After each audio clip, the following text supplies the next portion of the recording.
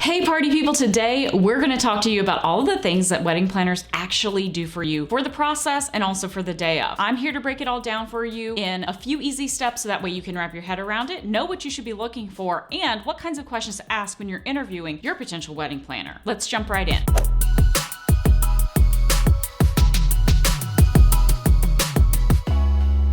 So I've been doing wedding planning for almost 10 years now. When I first got started, we took on a lot of different tasks, a lot of different responsibilities. We sort of took on anything and everything that a client would come to us and ask for. What we used to offer was a combination of day of coordination, partial planning, full planning services, anything in between to cater to our clients that were coming to us looking for a variety of different things. We're really looking for somebody to provide services that were consistent across the board for the planning process to guide them down this path. Now, the person that you hire for your wedding planner is a very important person in your life. They're going to be guiding you over the next year of engagement, to give or take a few months, depending on where you find yourself in the party planning process. They're also going to be your advisor and your counselor throughout the process. They're going to give you advice on all of your vendors, your venues, the logistics behind your event goals, what you should be looking for, how it's actually going to play out in real life, and places where you can save money and save time and expenses. It's a wonderful resource to have somebody by your side that's experienced and does this for a living, because a lot of my clients, and probably many of you watching right now, are novice to the wedding planning world. You might have planned dinner parties or other events. You might be on a committee or a board to do a lot of nonprofit work where you do events and fundraisers all the time. This is a whole other ballgame. This is a very important day. The stakes are high. It's emotionally a huge investment, financially a tremendous investment. There's a lot of family dynamics at play. So the person that you hire to do this with you, guide you down this journey, needs to be somebody that you trust, that you get along with, and that is experienced enough to get you there across the finish line. I have broken down what it is that we do for our clients into 4 main steps, and I'm going to break that down for you right now. First, planning. This is obvious. Planning consists of, to me, the overall strategy for the entire planning process. Your planner is going to give you a planning calendar over the course of your engagement to talk to you about milestones at certain benchmarks throughout the planning process and what's going to happen at each of these benchmarks. I know that a lot of clients want to sort of plan all at once in a big sprint right at the beginning. They're excited. They just got engaged. They've been thinking about this for a while. They have all these ideas swimming around in their heads and they really want to get to action. I totally understand. However, things need to happen in a certain order in order for it to make sense overall, and you have to gather certain parts of the information that happen in the beginning of the process to inform what happens in the middle and then also ultimately what happens at the end. So the planner that you hire is going to organize all of this information into a strategic planning calendar for you, so you know all along the way where you're going to be headed. Included in this is also going to be some very important matters that your planner is also going to advise you on. A big one is going to be the budget. What does the overall budget mean? Now, I talked to you about how much your wedding is actually going to cost, and I'll link that video up here. A way that you can find that out sort of early on in the process that has to deal with your guest count and then your overall target budget, how to determine where you're actually going to land financially. That video is up here for you to watch, and I break it all down for you there. So your wedding planner is going to give you a budget spreadsheet that details line item by line item specific to your event goals, how much you should expect to spend in these estimated line items for each one of your vendors, your venues, everything. They're going to break it all down for you in a budget spreadsheet, a very detailed line item by line item breakdown of your benchmarks that you're going to spend financially in each given category. Now, this is really important to use as a tool throughout the planning process to give you information as to where you should fall when you're booking your vendors. Early on, this is going to be very important so that the first 5 things that you book with your planner, your venue, your caterer, your photographer, videographer, and your entertainment, all of these 5 things are very critical to book right at the beginning of the process. But you need to know where you should land financially with those things so you don't blow your budget on, let's say, the venue and spend more than you probably should in that aspect, and then you have very little to spend down the road on things that are also very important to you, like the cake or the flowers and other things like that. So it's very important important that your planner give you this roadmap financially with your budget spreadsheet. So you see the benchmarks that you're supposed to hit on these line items throughout the planning process, and then you can stay on track to spend within the range that you're desiring from the very beginning. The other thing that your planner is going to work with you on is facilitating all of your meetings with your vendors and with your planning team throughout the engagement period. So that way you can stay on track with information sharing, driving the communication. That is going to be led by your wedding planner in the way that they see fit to facilitate the planning process, get the information out of you that they need to then serve you in booking toward your event goals. And then booking those first 5 vendors is really critical, making sure that your venue is set, ceremony and reception venue, cocktail hour space too, where that's going to happen, whether it's going to be at the same location as your ceremony or at the same location as your reception, how you're going to get from point A to point B. Planner's going to help with that. That's the first thing that you really should book. Once you have your venue set, then you have your date, then you can start inquiring with all of your other vendors to make sure that they have the availability and the time and the location so that they can be sure they're available to serve you. So venue first. Second would probably be photography and video if you're going to have it. And then also your catering. If your caterer doesn't come with your venue, and some allow in off-site caterers as well, you need to nail down who your caterer is going to be. And yes, this happens before you ever do the first tasting, because you need to make sure that you have somebody that can serve in your service style and to the degree that you appreciate the food and beverage service and the quality of the flavor profiles and everything else. All of this your planner should be able to advise you on, so you can trust their judgment in who they're recommending to you is going to be representative of your budget and your entertaining style. You need to go ahead and book your caterer early on, right when you know what that date is, so that they don't book up on your date for somebody else that might have a bigger project or fully commit their staff or their resources. That needs to happen early on. And then finally, your entertainment. That's your band or your DJ and any other entertainment pieces like ceremony music. Those people can usually only be in one place at one time before they get booked up by somebody else. You want to be sure that the band or the entertainment that you really enjoy, you want to be sure that you have those folks reserved for your date the second that you know what the date is. So those 5 things, the venues, the catering, photography, video, and entertainment, all of those pieces you need to be sure that you book early on, right when you know the date. And your planner, alongside drafting your budget and giving you your planning calendar, is going to be able to advise you on booking those things to help facilitate getting those negotiated contracts in your hand, signed, sealed, and delivered, so that way you can move forward with the other aspects of planning down the road.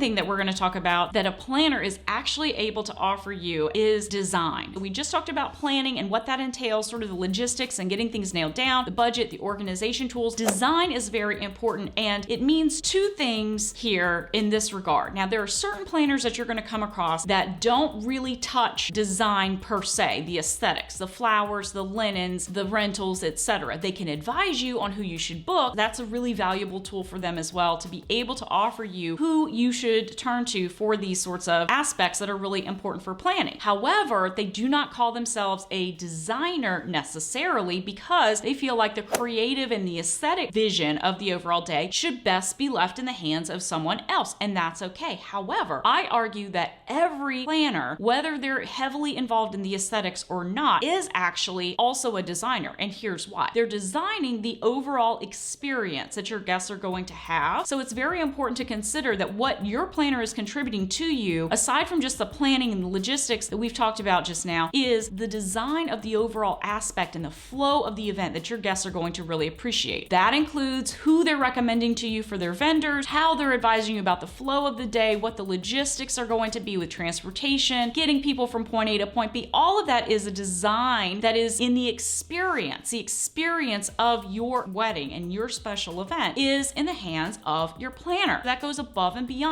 just the aesthetics. The other aspect of design is a planner that is also really heavily involved in the aesthetics. Okay, so I definitely find myself to be a more design aesthetic heavy planner company because we have worked that into our process. What that means is you should be expecting your planner and designer team to come together with you and present to you a very detailed and comprehensive design deck. And what that design deck should include are all of the details aesthetically that that are the creative direction your event is going to take on. This will be the governing document that all of your creative vendors are going to see. Your florist, your rental companies, your linen choices, your stationer, your cake designer. The one person that should be in charge of all of those things is your designer, and they're going to be informing all of those vendors as to what the overall look and feel of this event is going to be from start to finish. And it's very complicated and complex and comprehensive. This design deck, your planner will actually present to you at probably 5 or 6 months out from your event date. You don't want to do it too early where you are changing your mind, have been on Pinterest too much, or you've gone to a lot of weddings yourself and you have all of these ideas. We definitely want you to be in a position where you're no longer sort of researching and developing what this event should look like for you. We should have honed in on your event design aesthetic in general terms by the 5 to 6 month mark. You're likely not to change your mind after that point, because once we get involved into your design process and you approve everything, you go into production, which I'll talk about in a minute. But your designer is going to present to you a design deck that outlines everything from start to finish on all of the aesthetic details of your day. And this design deck is the governing document that all of your creative vendors are going to look at and reference when they're creating their proposals for you for the big day. So what this design deck should include is not just an inspiration board. I pulled from Pinterest, whatever images that you've emailed or texted to your planner. It's so much more than that. An inspiration board should be something that's reflective of the overall mood of the day. It doesn't require copying and pasting images of other people's weddings into your document. You want something that's unique and special to you. So your planner and designer should work really, really hard to understand what your event goals are and what your style is. And the goal is for them to be presenting to you something that is completely unique and different to you, not copycat work. In doing so, they're pulling images that give the mood of the day and the feeling. Your color palette is included in here. Your ingredients, what touch points are going to be included for the tactile experience that your guests will receive on the big day.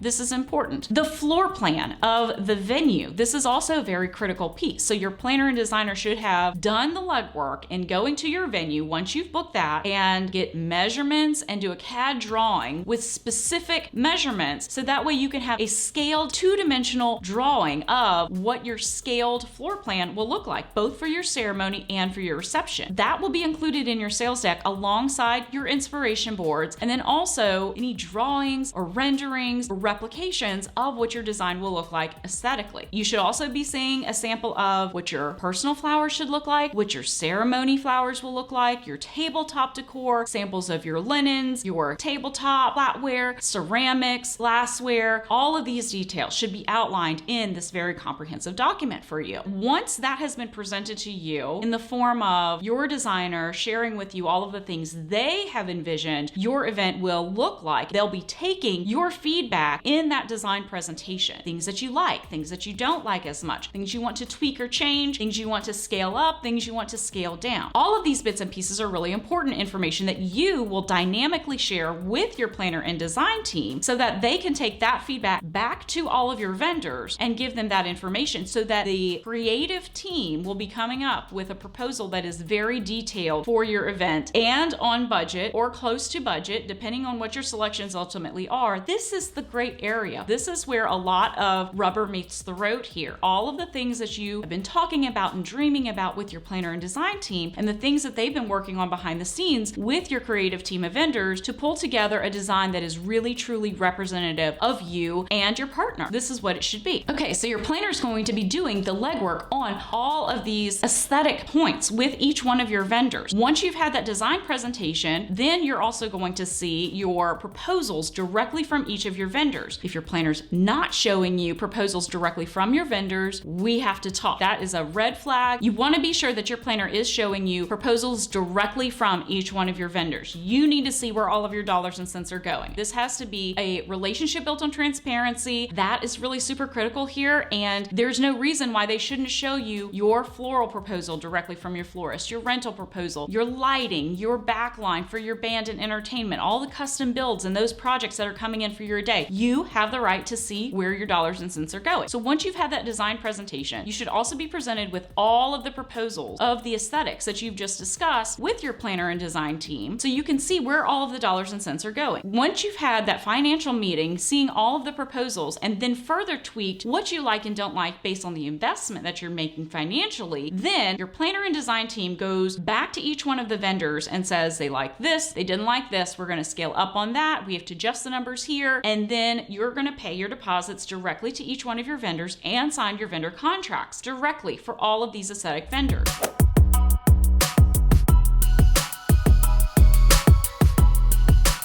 Once you have done that, once you've signed your contracts and paid your deposits to your creative team of vendors, then you enter into the third part of the planning process, which is production mode. You have submitted your deposits to your creative team of vendors, and what they do with that money is they take that, they reserve your date on their calendar so that they don't overextend themselves with their staffing and with their resources, and then they begin reserving inventory in your name for your date so that nobody else can come behind them and book that out from underneath you. Production mode is where all of the vision and the dreams of everything that you've been talking about with your planner and design team since the day that you signed on is coming to life. It's officially on the books. It is in motion. It is in play. Custom items are being built. Inventory is being reserved. All of these staff and labor teams are being committed and booked for your day with all of your creative team members, so that way your event can really come to life in the best way possible. So when you enter production mode, it's really, really hard. I'm not saying it's impossible, but it's really actually quite hard to go back and start changing your mind. So production mode actually happens around 4 to 3 months out from your event date. So 90 days out, we're not really looking to make any changes to production. What it is, your design is moving forward, the train has left the station, and you really don't have a lot more decisions that need to be made at that point, except for smaller things that your planner is going to guide you on, things like music choices for the processional for the ceremony, what your first dance songs are going to be. Are you going to have a bouquet toss, a garter toss, those sorts of things? Like all of those details you're going to work out after production has already started. That is called the fourth contribution that your planner is going to make to your experience, the management aspect of things.